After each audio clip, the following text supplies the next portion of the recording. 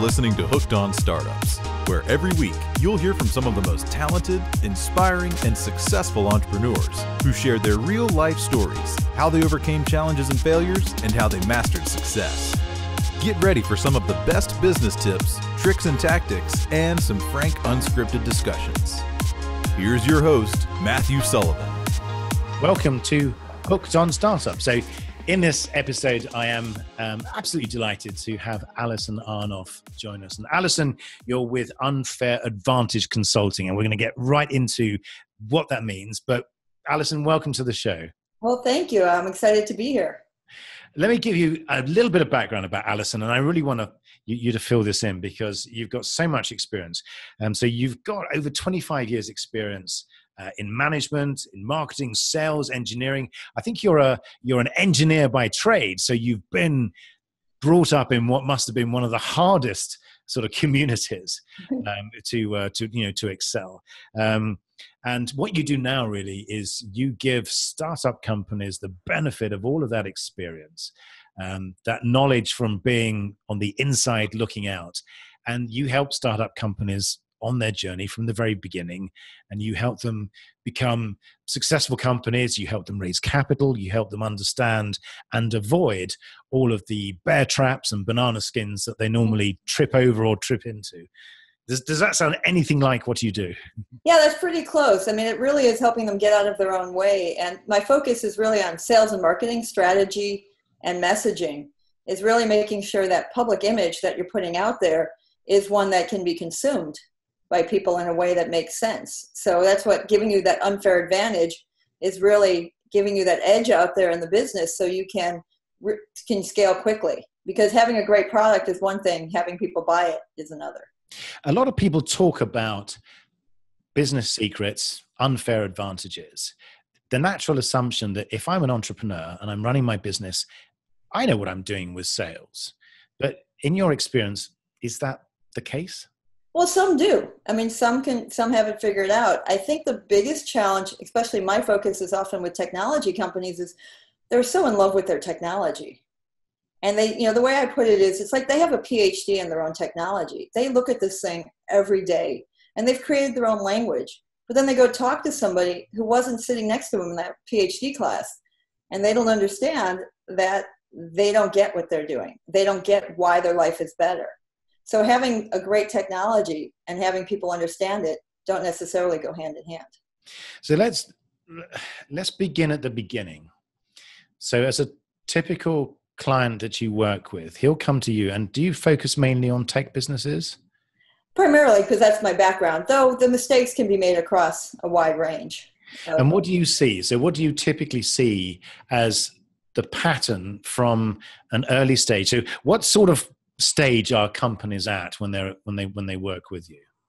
Typically, by the time they get to me, they have some funding and they have some products. Now, I do help some venture capital. People get their venture capital, but my sweet spot is you have a product, you're ready to go big with it, and now you need to come up with the right message, the right strategy, how you're going to court partners, customers, resellers, and make sure that you're scaling quickly. And so when we say you've got customers, so are you looking at a company that may have received seed funding, for example, has got a early stage product, has got some kind of proof of concept out there? Yes, typically, because if they don't have funding, they usually can't afford me. Yeah. Okay. So basically by the time they come to me, they have a prototype, they might even have a couple customers, and now they're ready to hire a sales force and really figure out how to expand their business, how to get that curve in the hockey stick where they can really grow. And do you find that for most of the people that you work with, even though they've got those initial wins, so they've raised the seed capital, so they've got the business off the ground, do you find that it's almost like they've come to a stuttering halt because they don't know how to grow the business, or they don't know how to get beyond that proof of concept phase? Yeah, I mean, what I've noticed is a lot of times those first customers, they had to fly half the company out to acquire them because they haven't come up with a repeatable and scalable process, something that each rep can do, and that you don't need to have the VP of engineering, the founders, everybody go out to do that meeting, because that's not scalable. And so now they're like, okay, I have these salespeople. How do I enable them? How do they set them up to be successful? How do I set up my inside salespeople to actually get meetings so people actually want to talk to us? I think one of the biggest problems that I've come across with founders is that they're too wedded to being all things to all people, and they find it very difficult to let go and to bring on salespeople. They don't trust the salespeople to do the job properly. So they feel like they have to be doing tech development, alpha testing, beta testing. Hang on a second, let me take my white coat off. I'm going to go and do sales. How much of a problem is it for people who are so entrenched in their product to actually find, how good are founders at finding good salespeople? Well, it depends on, a lot of founders have done this before. So they have people they've worked with before. But sometimes they find people, the challenge is they find people that have only worked at big companies, and they're used to basically being able to walk in. I have a brand name company, and so everybody will talk to me. And now you call somebody, my first startup sounded like a law firm. So when I had to call people and say who I was working for, they didn't know who I was. They didn't want to speak to me. I didn't have a brand name. So that's a shift that a lot of salespeople and sales management don't know how to make, where they're not invited to the party. They have to earn their way into the meeting. And what do you think is the biggest challenge that a startup has? So what is the first thing that you always seem to find is the common sort of element, which is the first major issue that you have to deal with sort of tech startups? They don't know how to message their product in a way that the customer understands how their life is going to be better because of it. They want to tell them how much work they did and all these cool bells and whistles. But the customer is the one who has the actual budget to buy the product. Maybe the engineers want to hear that, but the guy with the CIO or the CFO with money, he wants to know, why is his company, why is his business, why is his life better? Because this technology will be in place. And how critical is that? Because it sounds very simple. It's everything. It's everything. Can you imagine, I was thinking of an example of this. When the iPod came out, can you imagine if they marketed it and said, we have this technology that has the biggest advancements in memory density and access so you can play music, versus that ad of somebody going out there dancing with this portable thing? Yes. Can you imagine if they led with the technology? I think the second one would be better. The dancing one would probably, that's right. But but listen, it's funny, we make fun of this, but there are so many companies out there that, and I come across them all the time, where they position themselves based on how clever we are and how we've made use of this, this technology. So how do you begin that conversation? So what do you look for? What are the first steps that you take in identifying how to get your companies from seed stage into mass market adoption? Well, the first is, I call it gold mining. There's so much data. Companies don't realize that they already have the data they need to be successful. And so by interviewing founders, investors, any customers, partners, resellers, engineering, marketing, you go gold mining for nuggets. And you really can build a profile of the real reason people want the product. And it's not because it's fast. It's not because it's small. It's because something is going to transition that company to be able to do better. I listened to, I think, was it Louis Diskin that you had on a few weeks ago, and he made a great statement. People are already making money without you. Yes. And that was a really powerful statement. So you have to go into these clients with a way, I understand that you're already successful. I think I can help you be better. But sometimes startups go in there with, I have the greatest thing. I'm going to change your life. Life's pretty good already. And you have to remember that when you go in. And so, and do you find that this is the point where a lot of startups actually fail? Because I think the failure rate in not just tech startups, but startups generally, we were talking about this when we met a few weeks back, but it's a fairly horrendous figure. It's a horrendous figure for a few reasons. One is they don't know their market. There's no market for what they do. It's something cool, but there's not a market for it. You don't have the right people. You might have a great idea, but you can't deliver. There's lots of reasons. But if you actually have a technology that does what it's supposed to do, to me, what I see the biggest failure is the inability to get it in the right customer's hands with the right message so that they want to have it. Because when you go out and present to a customer, you want them not only to understand what you do, you want them to come out of that meeting like, I have to have it. And that's rare for people to be able to do that. And also from a VC's perspective, so do you find that a lot of startups have this sort of idea that they're going to be the next unicorn, that is something that they need to shoot for, that there's no middle ground, that they have to take over the world? Or do you find the more sensible ones tend to think, well, let's do this in stages? Or do you find that part of what you do is this educational process to get people to understand the relevance of their product? Well, it's a little bit of both, right? Because there has to be a large enough market for the product for a VC to be interested. However, you need to have an incremental marketing plan. Think about Facebook. It just started with Harvard. And then he went to some of the other Ivy Leagues and then Stanford before he went broad. So there was nothing about it that couldn't be ubiquitous for everybody initially, but it was the ability to say, I'm going to focus on a segment, be successful there, and then grow. And I think that's one of the things that I see when they come to pitch, because I also sit on a VC panel, is they say, everybody can buy it. Okay, how are you going to market it? How are you going to get into people's hands? What segment are you going to start with, be successful, and then expand from? What are the typical sorts of problems or normal mistakes that people make? Things like if 1% of the population buy my product, then we'll be trillionaires. Do you get a lot of that sort of approach? Yeah, I work with an organization and I do some pro bono on their early pitches, and every one of them I've had to send the document on the TAM, TOM, SAM, or TAM, SAM, SOM, which is total available market, strategic available market, and serviceable market. And they don't know that because they think it's a total available market. If you have a product, you come up with a new soap. Yeah. Everybody can use that soap, but there has to be a niche that's going to adopt it, that low-hanging fruit that's going to get you traction. And a lot of people don't know how to express that when they go to VCs for money. And how important is the understanding of the market in the cycle? Because do you find that a lot of startups will just develop their product in a vacuum and then get it to the point where there is something wrong with the world if they don't buy it? And how brutal do you need to be with some of your clients to get them to understand that how they need to reposition themselves? It's funny. I had a client recently who just wasn't listening, and just their message was so complex, and they actually had a great technology. And I actually had to go to the president and say, I have a master's in engineering and parallel processing and fault-tolerant computer design.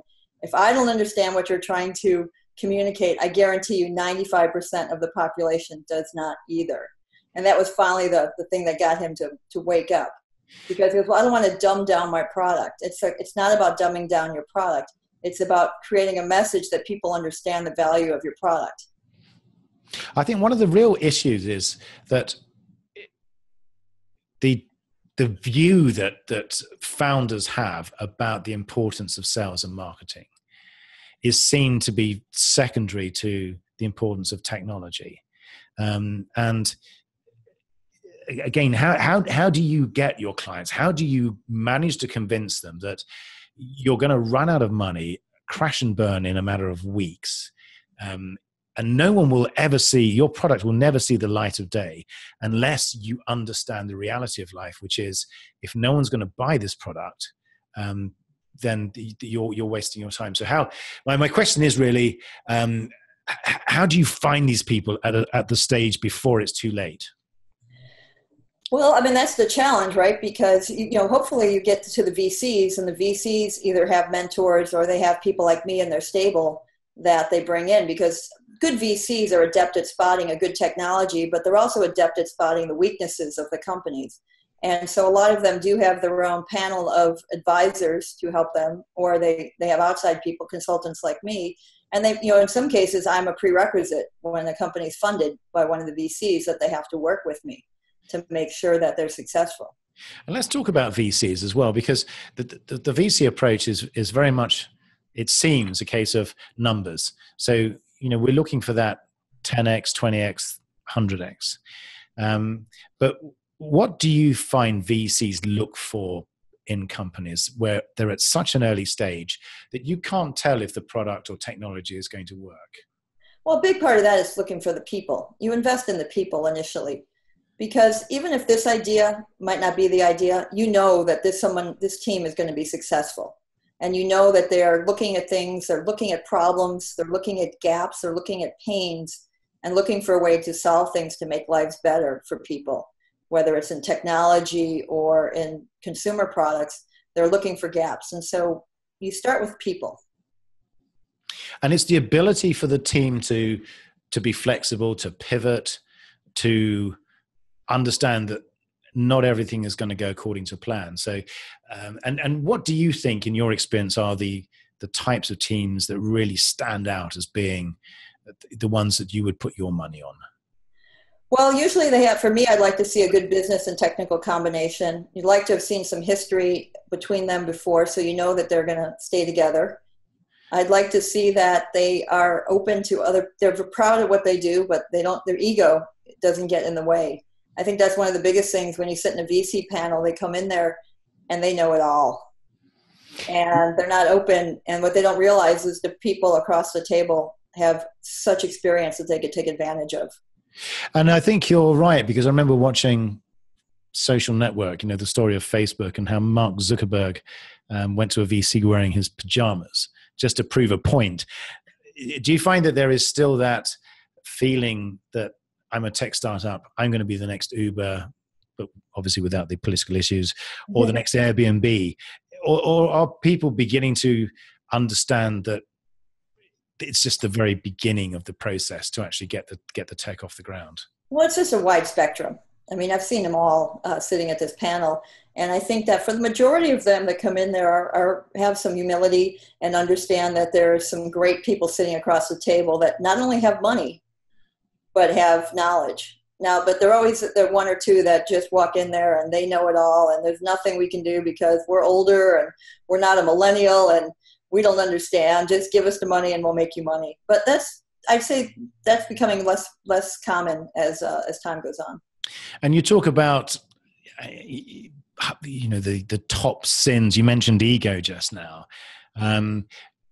Let's go through some of the things that you spot. So if anyone's listening to this and it resonates with you, this is you we're talking about here. So if any of this stuff here sounds familiar, then you probably need to sort of change what you're doing. So things like just being in love with your tech, or being incredibly grateful for the sale, where you send flowers to the person because you're so overwhelmed that they've actually bought your widget. Or what are the things that make you cringe when people start saying it?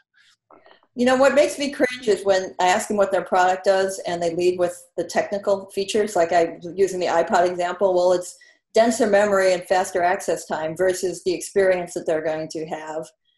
The gratitude selling, what I call it, is that when you're a startup and you're trying to get meetings, you're so happy that somebody wants to talk to you. You have no idea if you're even talking to the right key stakeholder, someone that has budget, someone that has a problem.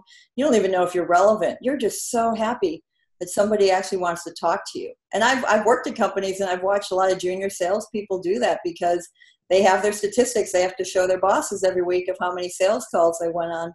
And they don't realize that I'd rather go on one call and have it be the right call to the right stakeholder with budget and problem than just a bunch of people that are grateful, that are curious. Because when you have a new technology, people want to see it. People are naturally curious. That doesn't mean they've earned the right to see it yet. If you haven't done your basic selling, which is discovering, are they the right person and do they have a problem that you can solve? And you mentioned earlier about how some companies talk about the massive scalability that their technology has, yet to make a sale, they need to fly half the team across the country. So yeah, as long as we can be in 1,000 places at once, we're going to make a killing. Well, and if you have a technical product, at some point you're going to have to bring the technical people in. That's just a reality. I think if you do things right, you could have filtered out a lot of clients and really focus on the right ones by the time you get there. You do that by arming your salespeople with the right message. If you can arm the people up front, they can really make sure they got to somebody that has a real problem, has budget, has the authority to make a decision, and then he can say, if this does what it says you say it does, I can see how my business will improve. Let's now bring in the technical people to evaluate it. But that should be, the technical people should be at the end of the process and not at the beginning. So do you find that what you do when you work with companies is you completely turn them on their head almost? So is it like a drains up? Okay, everything you've done is wrong so far. I mean, congratulations on raising your initial capital, but just stop what you're doing. We need to rebuild everything. And is that where you come in?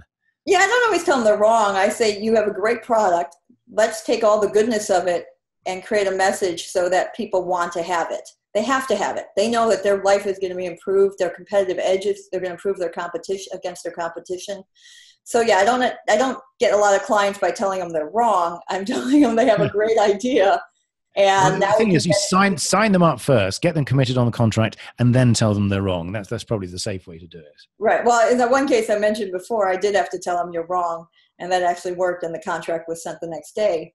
But for the most part, if you have to find people that there's a great quote I learned that understand they can't see the label from inside the bottle. And absolutely, you're right. Absolutely. And so you got to find people that are open. I think you talk about the one-on-one, the sins that you see them do, the problems, is they don't ask for outside help. I mean, we both were at this event where Marcus Lemonis was speaking last week, and he even said, we're in the weeds. You need to see somebody needs to help you that's not in the weeds. And so that's where the ego comes in. I talk to clients and they don't need help, and I'll call them in 6 months and see how they're doing. But a lot of people are understanding that instead of external eyes, someone that's not looking at this thing so closely every day might see things that they're not seeing. Plus, since I do this interview process with the different stakeholders, founders, investors, existing customers, partners, they'll probably tell me things they're not going to tell the client. And so I wouldn't describe you as a coach, though. Not to demean sort of coaching, but it just seems that what you do is just so much more powerful than just sort of coaching someone. You're actually flying in, you're providing this real sleeves up, right, let's get stuck into this company. You need to do this, this, and this. And listen to me because I know what I'm talking about because I've been doing it for the last 25 years with some huge success. Is that a fair statement? Yes, it's not coaching. It really is going in there. It's consulting. It's extracting data. It's taking what we learn and applying it, whether it's coming up with a new sales presentation, whether it's coming up with a prescriptive approach for the inside sales to improve their success in getting meetings, whether it's redoing the content of your website. It could be your collateral. It just could be your whole brand. It has to be turned in a way that resonates with the people that have money, not the engineers. And what you're doing though, but you're not just going in from a marketing perspective saying you need to make your presentation a bit prettier. You're actually digging much deeper and you're saying. It's about the content. It's about the message. There's a lot of people out there that can go make everything pretty. My job isn't to make it pretty and make it packaged nice and have pretty blue borders on it. It's really going in there and digging deep and really understanding. You created this product for a reason. Let's get back to that basic reason you created this product. You saw a problem out there. Now that we've gone back to the fundamentals of what this problem is, how do we make sure that people not only understand that and feel that pain, but need to solve it? So when you come out with a message for a client, I start always with what's the possible, the world, what could happen, and then why aren't you there? And you need to let when you're selling to people, you need to let your prospective clients marinate in the pain.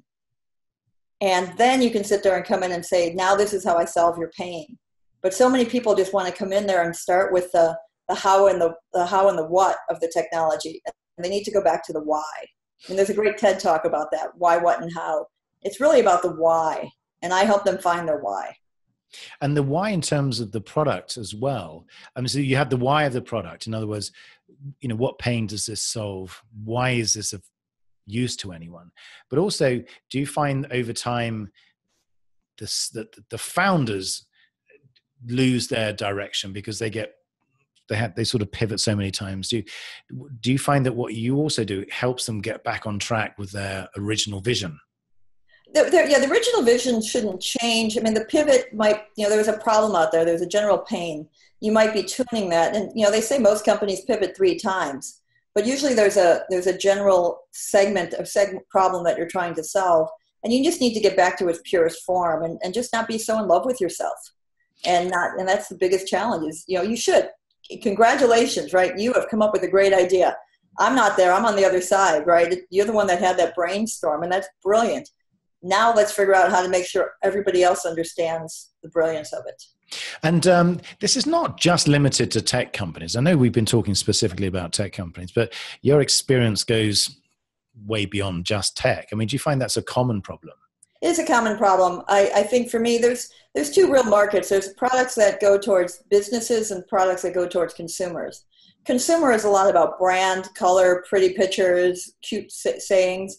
So my sweet spot is really anybody that sells to a business. It doesn't have to be a tech product. But businesses are trying to figure out how to make money, save money, streamline operations, adapt to the changing world. And so companies need to figure out how to address that for them. And is there a particular process that you have found very successful in terms of changing a founder's mindset so that they recruit the best people? What are the big issues? Is it recruitment? Is it communications? From a sales standpoint, you got to start with the right people. And these are people that come from a world where they understand that they're not going to get invited in. And these are people that are tenacious, that don't understand the word no. And there's a lot of good salespeople out there. I've watched a lot of really senior salespeople that have come from some of the best pedigree companies out there fail miserably at startups because their strength was once the meeting was set up for them, they knew how to drive the story home.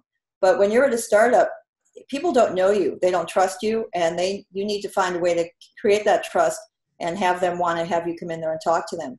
So it's really finding people that's a very different skill. They're called hunters in sales terminology. To find true hunters out there is what a startup has to have initially. Yes. And does every company you work with succeed? Well, I haven't been doing this long, so far so good. They're all doing well. Every company I've seen has not succeeded. I was at an event, and somebody sitting next to me that knew what I did said, "You should talk to that guy. He needs your help." And I said, "Nope, can't help him." There's people you look at and you just know you can't help them because they're all over the map. They're not going to see it, or they don't have a great idea. I saw one of the best pitches done, and I want to hire their graphic designer for who did their deck.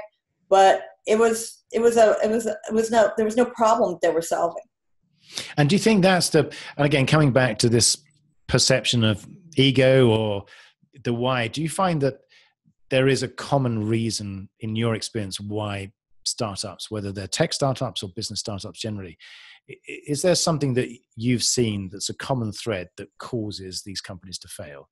No, I mean, you can all over the internet, everybody's got their versions of why startups fail. For me, by the time I get to them and they have a product, they fail because they don't have the right people with the right message, talking to the right people to make the product successful. And they also don't know how to create a repeatable, scalable process to make sure. And the other thing I've seen them do, and I've actually broken a company. I sold a product that they said could do what customer asked it to do and it couldn't. So to really make sure that you are successful initially, you need to make sure when you get out to those initial customers, you deliver, you over deliver, you follow up and start off on the right foot. So now with social media, your reputation is everything. And if you need to make sure that initially you over execute. And how useful do you think some of the crowdfunding platforms like Indiegogo and Kickstarter are to help businesses verify whether their product has real demand or not?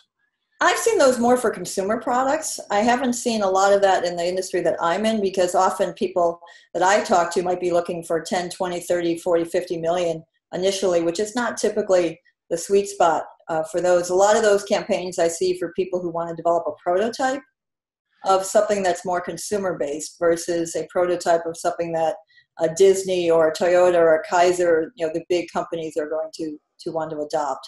But I see them being very successful. It's given people who would never have gotten a meeting with a VC or had access a way to really get out there and do a market test with and see before they go out there and commit their life and their life savings to it. So they're beautiful platforms.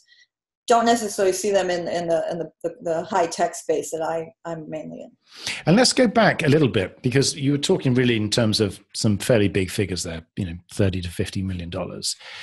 To a lot of early stage companies or to a lot of founders with this idea, that seems a fairly unachievable figure. In other words, it seems like there's a massive gap between where I am now with this idea, with this team, with this drive. But give us some idea about how these things actually do work and the sort of process that you would go through as a founder with an idea, and how it is possible to very quickly get up to those sorts of valuations and to get some face time with VCs who would be very interested in your product. Well, again, it goes back to the market, what the market opportunity is for it. If the total market opportunity for your product is $50 million, you're not going to be going to these guys for that. So this is really for these, really large enterprise technologies that play in that kind of space. You really need to be able to show the VCs your plan. This is what I'm going to do with the first, I need $1 million. Typically what I see, about $1 million to $1.5 million to get started. Have a very clear vision, know how long it's going to last you, what you're going to use it for, when it's going to run out, what you're going to need next. I mean, it's really showing them that you understand the steps and that they can trust you with that money. And once those are the kind of people that when we see those, we definitely invite them back for a second or third look because they're realistic. Yeah.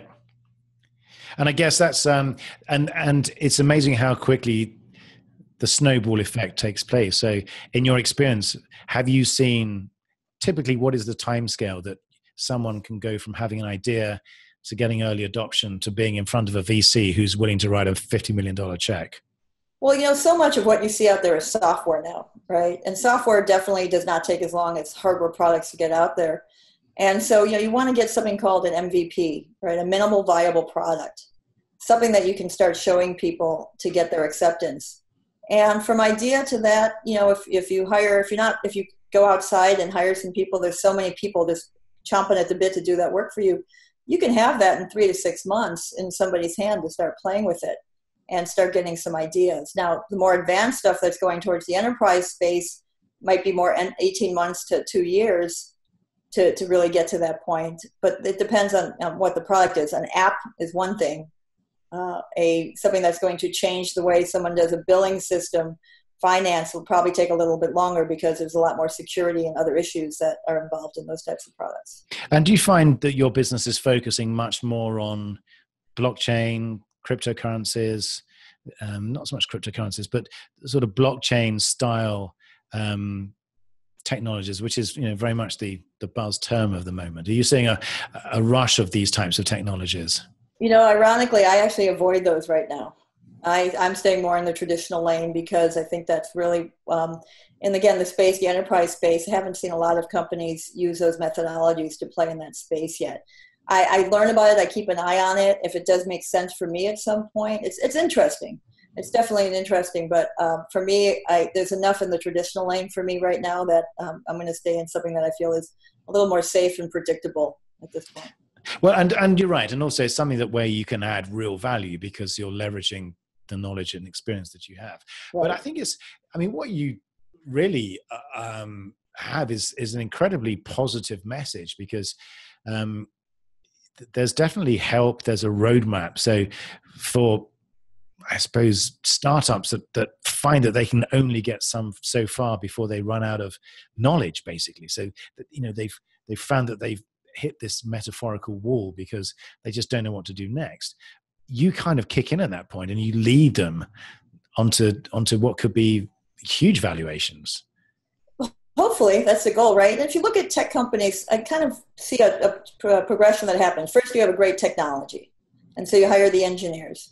And then you got to start getting in people's hands, so you hire sales. The last leg is the marketing. But often that first marketing person is really somebody that's figuring out what trade shows to go to, what color to be the website, that image. What's missing, and the gap that I fill in, is that marketing person that can understand sales process, sales methodology, has been in the trenches, I've been not too long ago, I was actually on the street doing this, so not so far removed from the day-to-day operation. So there's a gap there that I fill because right now they don't have the money to really expand out and hire somebody to do that. And because what I do is tune-ups, you don't need to have like somebody from one of these big consulting firms live there for 6-9 months. We're talking a week or two of coming in there and doing deep dive inspection, really hard work, making sure these resources are available, and send you on your way. So it's a very quick turnaround. when you have somebody from the outside with a different perspective that asks different questions in a new way, does that gold mining that we talked about before give you your nuggets and send you back out in the field. Which I think must be just so refreshing, because to know that you've got that week of kind of being able to tap into distilled wisdom and not feel like you've got this long drawn out death by 1,000 cuts with a consultant. Well, it's also, you also have only so much money to spend. And so be able to do a shorter term tune-up. If you think about the average sale of my customers, my tune-up could be just getting one additional sale. They could be getting 10 to 20x the value just with one additional sale. So this isn't a big drain on the resources that you have to get this kind of tune-up. Which is fabulous. Wow. I mean, I think it's, it's incredible what you do. I can just see the sense of relief that a lot of people listening to this are feeling, that there is hope, that, what advice would you give if you had one piece of advice to people listening to this that feel like they just can't figure out what to do next to get over this wall? Is there something that you could say to help them over it? Yeah, the biggest thing I would say is there are people that have done this. Seek out the wisdom out there. You don't have to do it yourself. You're not weak going out and saying, I need help. There is so much knowledge, so many people, and not to be self-serving, people like me, it doesn't have to be me. There's so many mentors, advisors, successful people out there that can give you that one thing, that one aha moment that's just going to pivot everything for you and send you on this accelerated path. So, ask for help. I think that's absolutely brilliant advice, because I think so many entrepreneurs just don't do that. They try and do it all on their own, and they just run out of time, they run out of money, or they run out of roadway. Yeah, sometimes it takes more strength to ask for help than it does to do it yourself. But it's just, there's so many people out there that they've done it. And that's a key thing. I think the key thing is to ask for help from someone who has done it, who's done what you want to do. So rather than trying to find someone who can give you general advice. So that's why what you do is so important, because you've walked a mile in their shoes. Yeah, you don't go to somebody who's broke for financial advice. Yeah, exactly. Yeah. You really got to make sure, find someone that, whether it's, what I do is not industry specific, but if you need technology help, if you're stuck, get a technologist that's been out there. Sales and marketing, somebody like me. You've never been an executive before. You don't know how to be a CEO. There's so many CEO groups now where you can go and meet peers. There's so much with meetups and so many different masterminds, so many different ways to get help. There's not one way, but find the way that, figure out what the next thing you need to do is that's going to make things better, and then go find someone to help you with that. And you're right. It's not a sign of weakness. Well, no. I mean, look, I said, as someone like Marcus Lemonis, if people don't know who that is, who owns so many companies right now, he asks for help regularly. He knows that he doesn't know everything. The smart people know that they don't know everything. They know that they know some things really well. They know what their lane is, but when they need to get out of their lane, they ask for help. And I think that's really good advice, because I think it doesn't matter what stage company you're at, you need advice, you need help, and perspective, what you're talking about earlier, you can't see the label if you're inside the bottle. I think you must have so many different occasions where that has become true. Right. And I'm a big fan of Tony Robbins, and he always said, find someone who's where you want to be and ask them how they got there. And it is as simple as that. And in your experience, do people share? Are successful people willing to share? Oh, yes. It's such a generous community. There's so many people out there. I mean, there's so many people that, want to make sure that technology grows here and that we continue to have a technology leadership and advance our country and move things forward. So, I mean, you're not going to go to your direct competitor, but, in general, I find it to be a very generous community with people out there that want to help. I mean, I do a lot of pro bono for really early stage for one organization, because I'm excited to see these people that come up with these great ideas, and I want to give them bootstrapped and send them on their way. So it's a very generous community. And I think that's absolutely right, because people assume that nobody wants to help them because they're afraid of, competing with them. And do you find that some of the lesser experienced entrepreneurs or technologists tend to be very, they like to hold their technology very close to their chest. So they fear that people will steal their tech. Well, it's good to be paranoid. I worked for Intel during the great Andy Grove time frame, and he was the CEO during Intel when they just exploded. And he had a saying, only the paranoid survive. And so you do need to be paranoid, but there's the right kind of paranoid. You need to be paranoid that no matter how great your idea is, somebody else is going to probably come up with something, or once they hear about it, are going to try, no matter how many patents you have.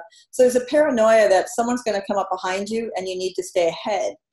Being paranoid to get help, again, find the right people. Be smart about who you choose. So I believe that companies in general today are not paranoid enough. And I've seen companies lose their first mover advantage because they weren't paranoid enough and they didn't bring people in to help them with that pivot. But to be paranoid, to ask for help, just do your homework and find the right people. Which is brilliant advice. Well, Alison, thank you. We are now at that point in the interview where I need to ask you my 10 questions. Okay. So these are the real critical questions here, not about sort of marketing and pivoting. This is what matters. So, and again, thanks again to James Lipton from the Inside the Actors Studio for giving me the opportunity of borrowing your questions. I promise to return them unharmed and unused. So the first question is, what is your favorite word? My favorite word is hello. Okay. Because it's the start of something new, a new conversation, a new experience. Oh, wonderful. And so what is your least favorite word? My least favorite word is but. And so I learned in a class I took that instead of but, replace it with and. So you're not negating what that person did. You're just adding to it. So I don't like the word but. I replaced it with and. I know what you mean. It's like it's all going so well until you said that word. Yes. And in fact, I'm not a Game of Thrones fan, but when I was sharing this question with somebody, they told me that I guess Jon Snow basically said his dad told him not to start listening to someone until they heard the word but.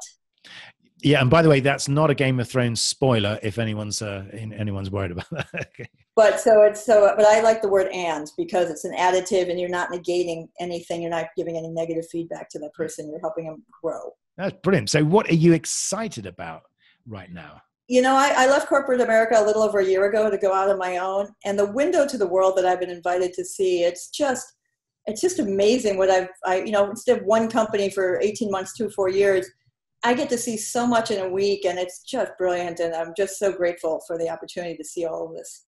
Brilliant. And what turns you off right now? This vitriol-based Pavlovian response to anybody that has a different view or opinion than you that we're going through in this country right now.